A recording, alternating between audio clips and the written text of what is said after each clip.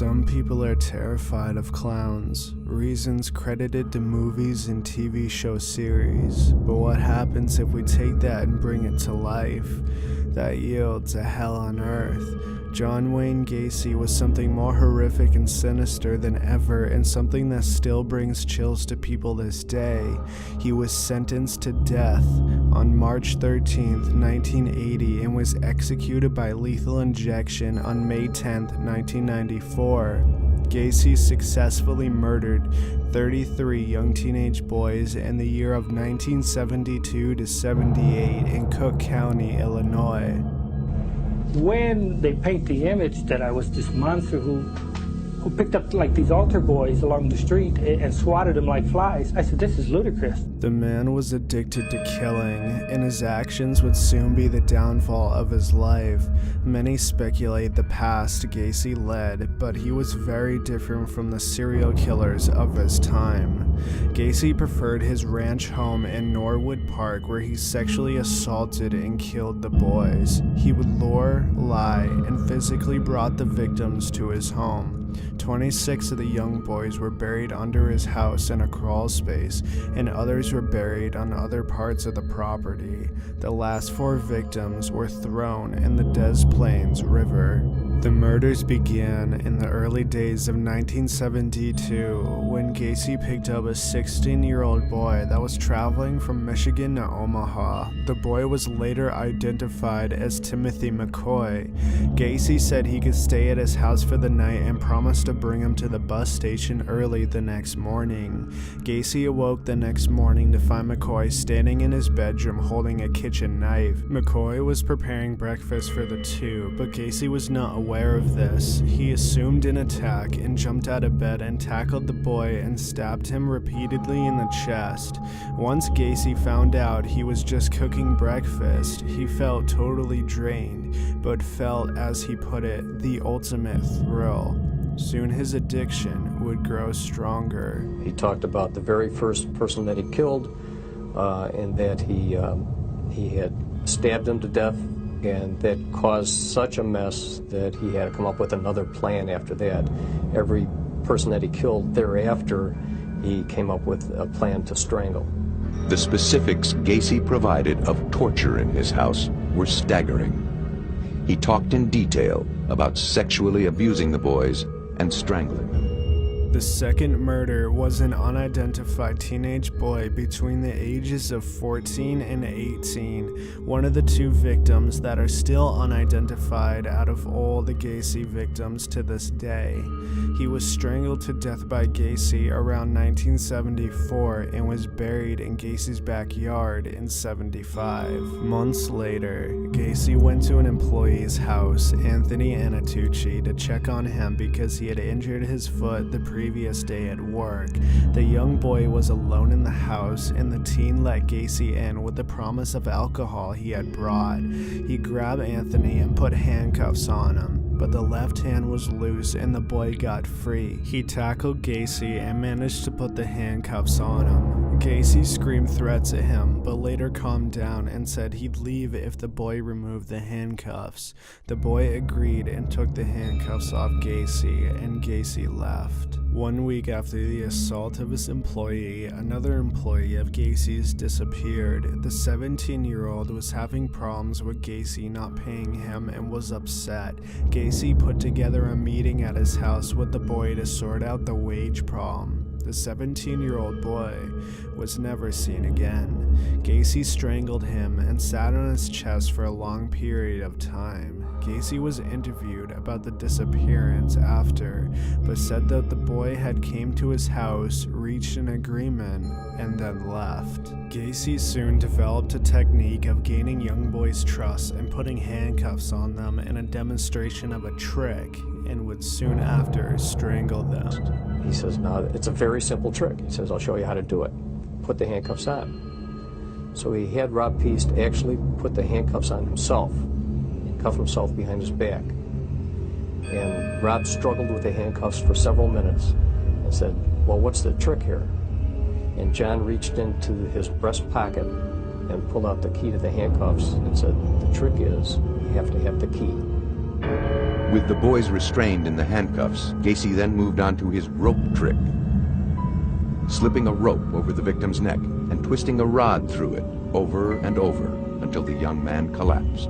In 1976, Gacy murdered an 18-year-old boy named Daryl Sampson and 5 weeks later murdered a 15-year-old boy named Randall Rafit. Both bodies were buried under Gacy's dining room floor in the crawl space. On June 3rd, Gacy killed 17-year-old Michael Bonin. He buried the body under the dining room floor as well. 10 days after, Gacy lured to his address William Carroll and used the rope trick to take his life. He died in the early hours of the morning and buried underneath the kitchen. Underneath the kitchen, laundry room and dining room became a commonplace site for Gacy's victims, left only to grow bigger. 16-year-old James Hackinson and 17-year-old Rick Johnson were also murdered between 76 and 78 and were buried under each other in the crawl space under the dining room floor. On July 26, 1976, Gacy employed an 18-year-old boy named David Cram, and on August 21st, Cram moved into Gacy's home. Gacy got him drunk and conned him into putting on handcuffs. Gacy swung Cram around and whispered into his ear that he was going to rape him. Cram resisted and kicked him in the face. He moved out of the house a month later. 18-year-old Michael Rosie moved into the house. In the month of August, 2 more unidentified young boys were killed and buried under the dining room floor. Many more of the victims were unidentified and were unable to be registered into online documents and documentaries. In April, Michael Rosie moved out of Gacy's home, and Gacy temporarily became engaged to a woman, and she moved into the house, but soon moved out due to relationship complications. A month later, Gacy befriended a boy and gained his trust and murdered 19-year-old Matthew Bowman. He was buried in the crawl space and was found to be killed by strangulation. By the end of 1977, Gacy had murdered 6 more young boys and buried the bodies beneath his floors. On October 17th, Russell Nelson disappeared. Gacy strangled him and buried him in the crawl space. Another teenager named Robert Wench was suffocated along with Tommy Balling, another victim. Both were buried underneath the hallway of Gacy's home. On December 9th, 19-year-old U.S. Marine David Talisman disappeared and was strangled by Gacy and then buried in the crawl space. But everything would come crashing down on December 11th, 1978.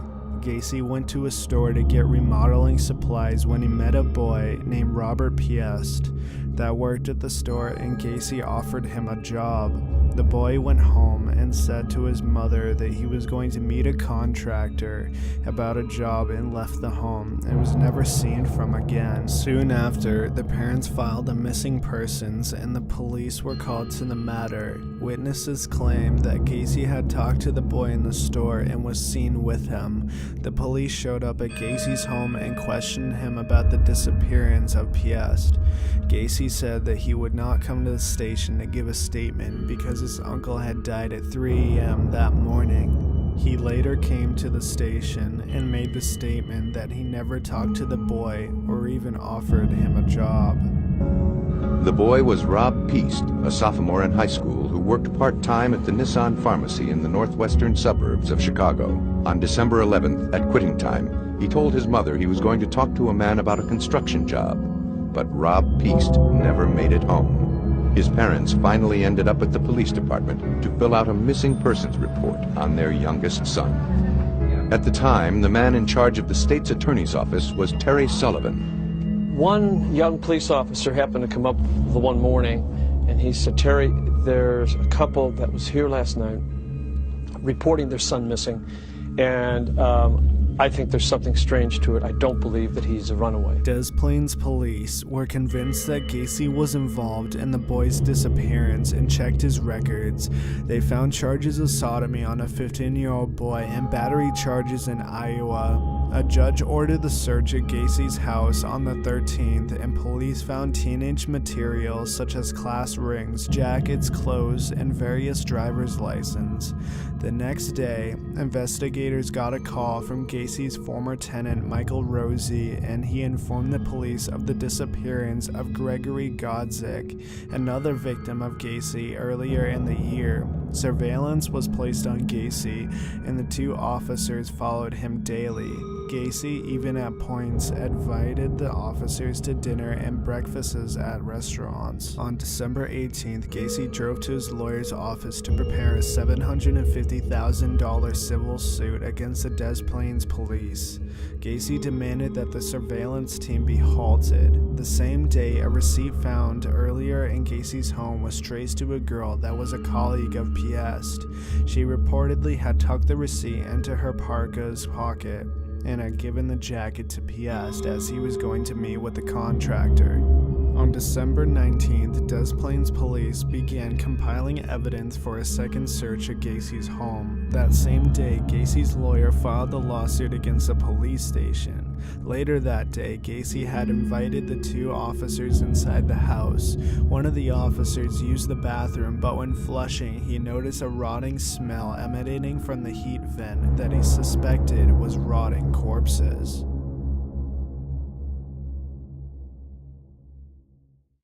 The story triggered a memory for a detective who had once used the bathroom in Gacy's house. Mind you, again, it's cold winter, and the furnace came up from bringing the fumes up from downstairs. Now, being an experienced homicide detective and Detective Schultz came back and said that he recognized the odor of bodies decaying. Bodies in the basement.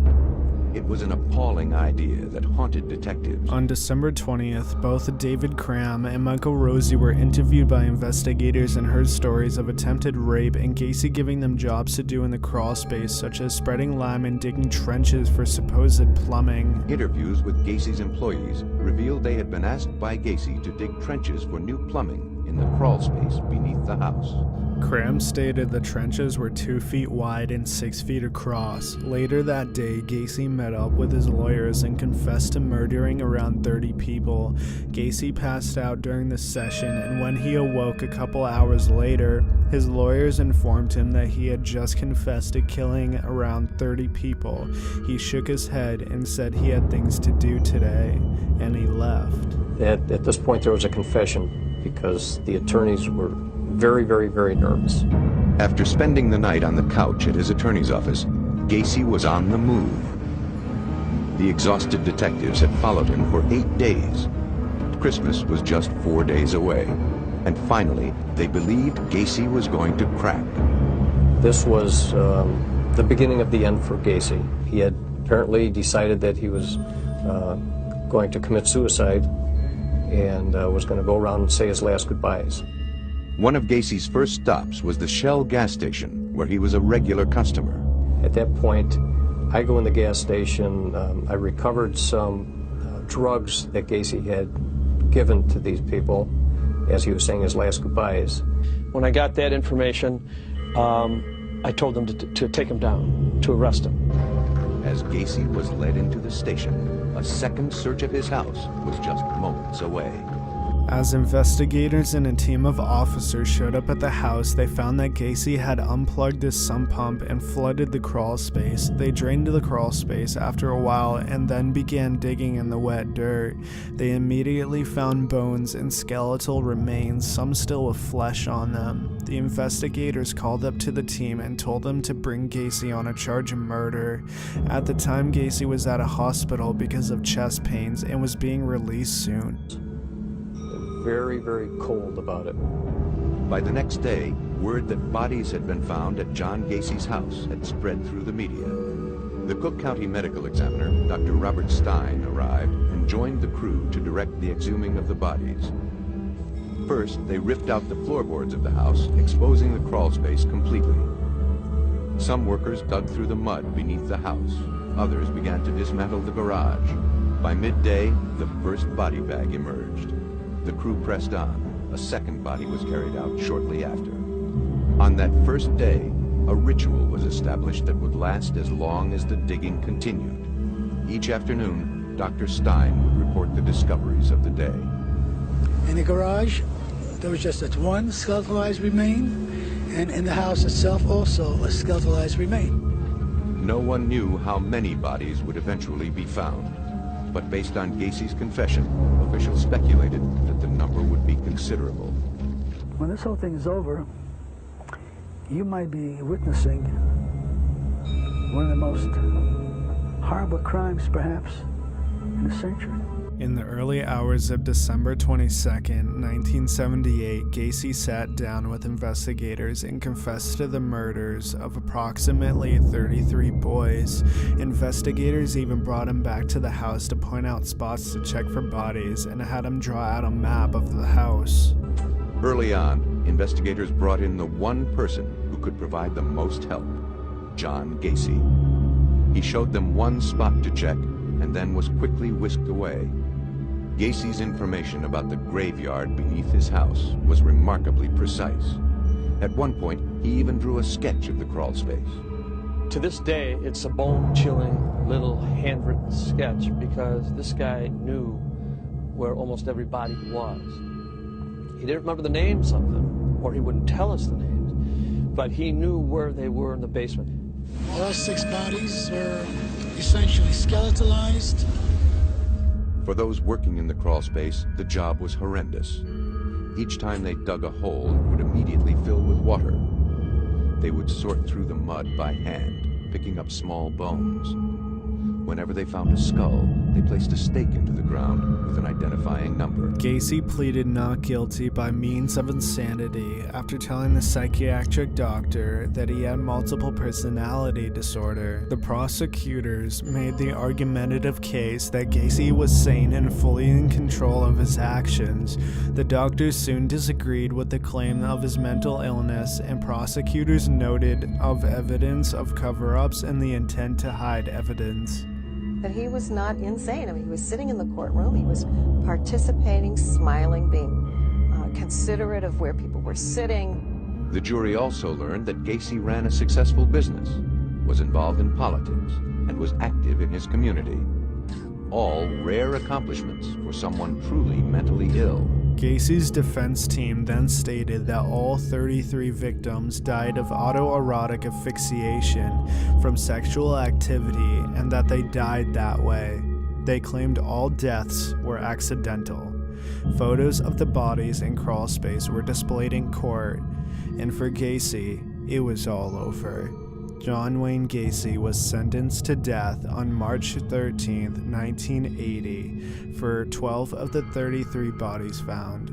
He spent 14 years on death row and was executed by lethal injection at Stateville Correctional Center on May 10, 1994. Gacy claimed that he was not worried. He had no reason to fear the day he would die.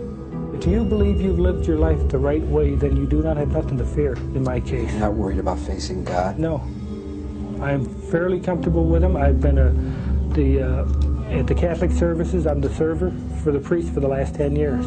Gacy was flown from his downstate prison to the death chamber at Stateville Correctional Center. We have attorneys on standby that will be available to the very end to fight any attempts to stay this execution. By 7 that evening, the U.S. Supreme Court denied a last request for a stay of execution. 11:15 on the night that Gacy was killed, one of us called up Gacy and said, "How are you doing?" And Gacy said, "You know what? Can this wait? Can I talk to you in a while?" We said, "No, John, I can't wait. I mean, what do you mean a while?" He said, "Call back in an hour or two." I said, "John, you're going to be dead in an hour or two. What are you thinking about?" There was a candlelight vigil by opponents of the death penalty, but far more people clearly were in favor of his execution. At 12:58 a.m. He got a much easier death than any of his victims. In my opinion, he got an easier death than he deserved. But the important thing is that he paid for his crimes with his life. A few months after Gacy's execution, a ceremony was organized. Relatives of the boys who were killed were invited to take a painting by Gacy and burn it. It was nothing more than a symbolic gesture, but for many, it seemed to fulfill a goal: to rid the world once and for all of the grisly horror that John Wayne Gacy had created. If you enjoyed this video, be sure to hit the subscribe button and hit the bell beside it and select the box. That way you'll be notified for any new videos. Also be sure to look up other Listen documentaries on our channel if you're looking for some chills down your spine. Check back on our channel routinely, for we upload every 2 to 3 days. Thank you for watching.